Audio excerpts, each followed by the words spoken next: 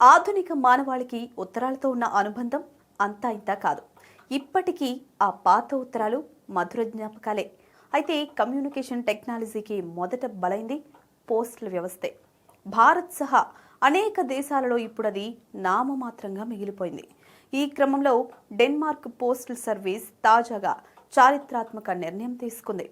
దేశంలో భౌతిక రూపంలో ఉండే ఉత్తరాల పంపిణీని అధికారికంగా నిలిపివేస్తున్నట్లు ప్రకటించింది.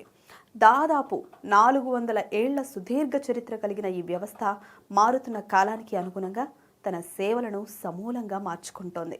ఉత్తరాల పంపిణీ కోసం దశాబ్దాలుగా కొనసాగిన సార్వత్రిక సేవా బాధ్యత ఒప్పందం ముగియడంతో డెన్మార్క్ ఈ సంచలన నిర్ణయం తీసుకుంది.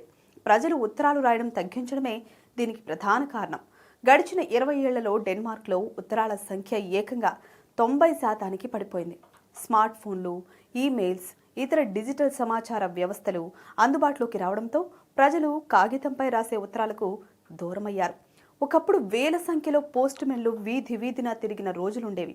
ప్రస్తుతం ఉత్తరాలు మోయడం అనేది పోస్టల్ విభాగానికి ఆర్థికంగా భారంగా మారింది.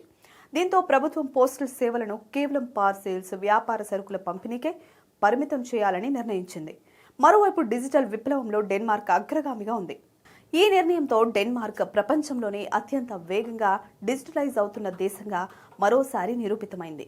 ఇప్పటికే డెన్మార్క్లోని ప్రభుత్వ కార్యాలయాలు, బ్యాంకులు, ప్రజల మధ్య కమ్యూనికేషన్ అనేది దాదాపు 100% మేరకు డిజిటల్ ప్లాట్ఫామ్స్ ద్వారానే సాగుతోంది. అయితే డెన్మార్క్ పోస్టల్ విభాగం తీసుకున్న నిర్ణయం వృద్ధులకు, సాంకేతికతపై అవగాహన లేని వారికి కొంతమేరకు ఇబ్బంది కలిగించేదిగా ఉంది. అంతేకాకుండా పోస్టల్ శాఖలో పనిచేస్తున్న ఉద్యోగుల భవిష్యత్తుపై ప్రభావం పడనుంది.